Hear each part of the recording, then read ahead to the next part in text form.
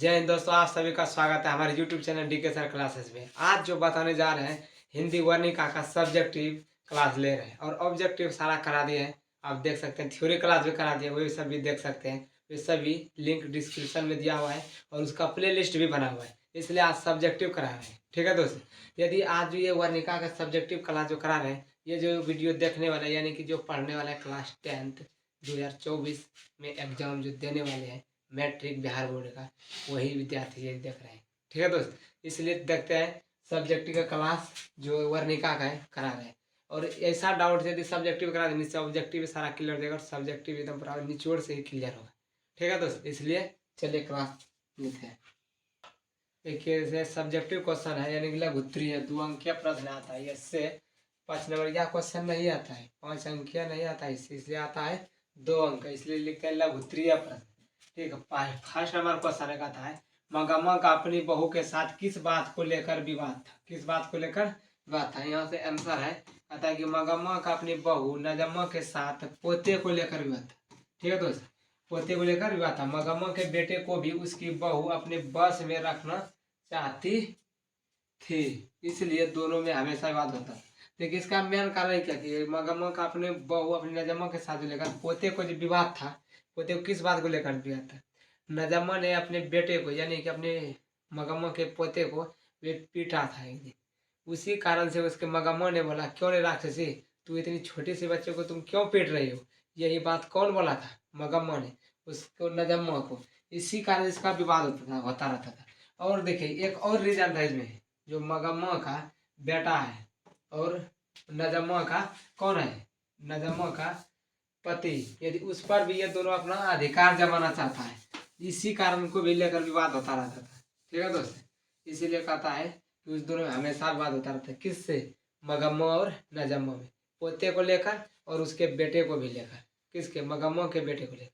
ठीक है दोस्त, फिर देखते हैं नेक्स्ट क्वेश्चन 2 नंबर। कहता है कि 2 नंबर में रंगप्पा कौन था और वह मगम्मा से क्या चाहता था। रंगप्पा, देखिए रंगप्पा मगम्मा के गांव का एक जुआरी व्यक्ति था। यह हकीकत है कि उसके गांव का, मगम्मा के ही गांव का एक कौन व्यक्ति था, जुआरी व्यक्ति था, जो कुछ पैसे कर्ज मांगने के लिए मगम्मा के पीछे पड़ गया था। वह अपना कर्ज मांगने के लिए मगम्मा के पीछे पड़ गया था। कौन, रंगप्पा। देखिए रंगप्पा एक व्यक्ति मैंने जो है ये जुआरी व्यक्ति है और किसके गाँव का, मगम्मा का ही गाँव का था। वे रास्ते में जो बेंगलोर सर दही बेचने जाता था, कौन, मंगम्मा, उसके साथ ये रास्ते में मिलता था। कहाँ पर, अमराई के कुएं के पास। वो ये बोलता था कि हमें कुछ कर्ज के रूप में दीजिए पैसा। ये इसका सारा बात जान गया था। ये अपने घर परिवार से यानी कि अपने बेटे और पोते से ये अलग रहता है। इसी कारण से रंगप्पा ने अपना कर्ज मांगता था, किससे, मंगम्मा से। इसी कारण से ये, और इसमें विवाद भी था। इसी कारण से वह कुछ कर्ज मांगता था और बोलता था कि मुझे कुछ कर्ज दीजिए, फिर अगले दिन लौटा देंगे। मैंने कहा अगले महीने कुछ दिन में लौटा देंगे। ठीक है, कौन मांगता था, रंगप्पा। देखिए नेक्स्ट क्वेश्चन है 3 नंबर। कहता है कि बहू के साथ बहू ने सास को मनाने के लिए कौन सा तरीका अपनाया था। बहू ने सास को मनाने के लिए कौन सा तरीका अपनाया था। कहता नजमा अपनी सास को, मगमों को मनाने के लिए अपने बेटे को अपने सास के पास भेज दिया था, जिसके बाद सास भी मान गई, सास भी मान गई थी। देखिए मनाने का ये रीजन भी क्या था, जो रंगप्पा है, कौन, ये रंगप्पा जो है, ये जो रंगप्पा है, रंगप्पा को ये जान गया था, कौन, इसके नजम्मा ने भी जान गया था कि इसका ये रंगप्पा कर्ज मांग रहा है। कौन, ये जुआरी व्यक्ति जो था रंगप्पा। नजम्मा को ये पता हो गया था कि मेरे सास के पास ये कर्ज मांगता है, कौन, मगम्मा के पास। कौन मांगता था, रंगप्पा ने। इसीलिए नजम्मा ने ये सोचा कि अपने इस किसी तरह अपने सास को मना लेने, तो जितना सारा पैसा है ना दही बेच कर बेंगलोर शहर में जमा किया था, ये सभी पैसा किसको दे देगा, रंगप्पा यानी एक जुआरी व्यक्ति को। इसीलिए नजम्मा ने अपने बेटे को यानी उसके दादी के पास भेज दिया और बोल दिया था कि कभी भी यदि भेजेगा भी नहीं, यदि दादी ने कि जाओ अपने घर, मारेगा पीटेगा तो आयुर्वेद नहीं करना। ये कौन बोला था, मगम्मा। ये कौन बोला था, नजम्मा ने सिखा दिया था अपने बेटे को। इसीलिए यहाँ पर बोला था कि नजम्मा को अपनी सास को मगम्मा को मनाने के लिए, किसको मनाने के लिए, अपने बेटे को भेजा था। कौन, ये नजम्मा भेजा था। ये अपना राजनीतिक रचा था, कौन, नजम्मा ने। यही बात को लेकर उसका विवाद था और इसी कारण से ये माना जाए। और ये जो मनाया भी नहीं, ये मजबूरी से कारण मनाया, क्योंकि उसका पैसा सारा किसको दे रहा था, रंगप्पा को, लेकिन दे नहीं रहा था, उसको विश्वास हो गया था किसको, रंगा मंगम्मा नजम्मो को ये विश्वास हो गया था कि पैसा सारा रंगप्पा को दे देगा। ठीक है दोस्त, देखिए अगला क्वेश्चन देखते हैं। कहता है कि 4 नंबर क्वेश्चन है, कहते इस कहानी का कथावाचक कौन है, उसका परिचय दीजिए। देखिए इस कहानी का जो है कथावाचक मासी बैकंठा अयंगार है। इस कहानी का कथावाचक कौन है, यानी ये लेखक कौन है, इसका मासी बैकंठा अयंगार है। इसका जन्म हुआ था 6 जून 1819 में। 6 जून 1819 में कहाँ हुआ था, कर्नाटक के कोलार जिला में, कर्नाटक के कोलार में हुआ था।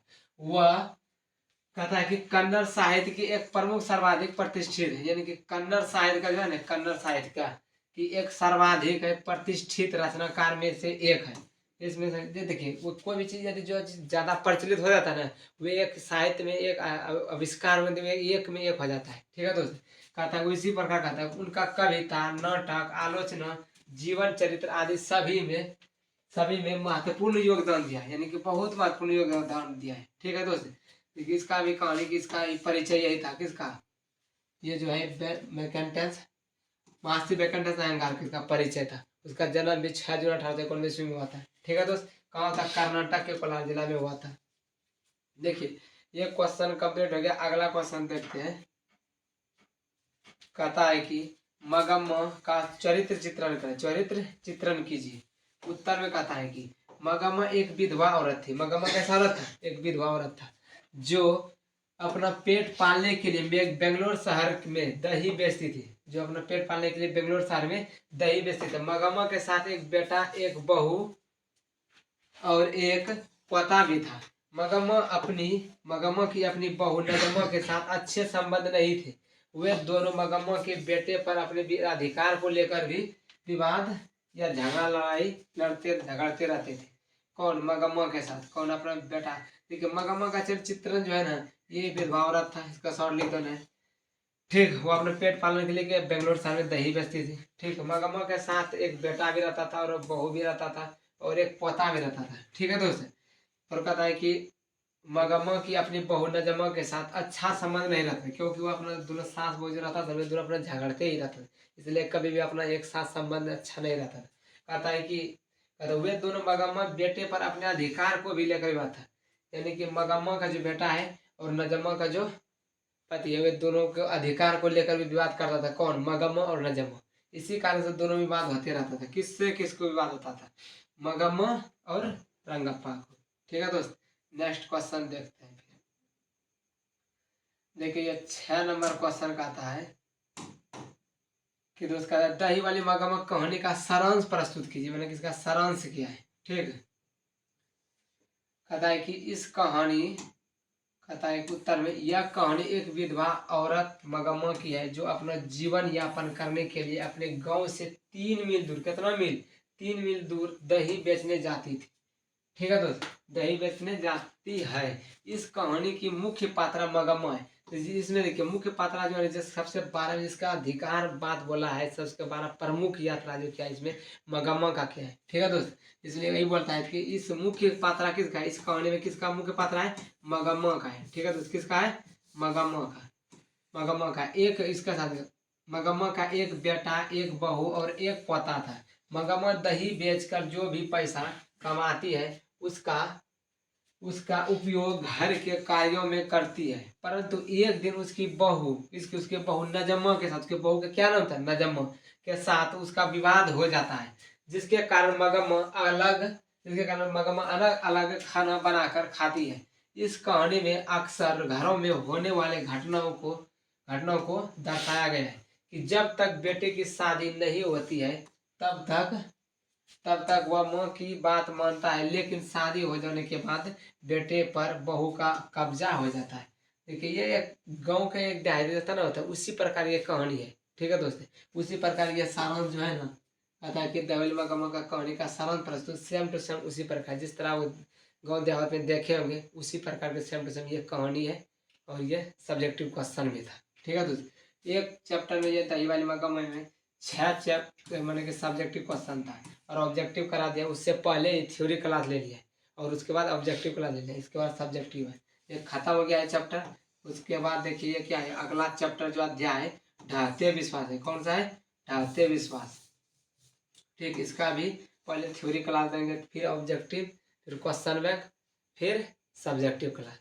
ठीक है दोस्त, यदि मेरे चैनल पर पहली बार आए हैं तो वीडियो को लाइक करके, चैनल को सब्सक्राइब करके और अपने दोस्तों में शेयर जरूर करें। ठीक है दोस्त, मिलते हैं नेक्स्ट क्लास में। जय हिंद, जय भारत।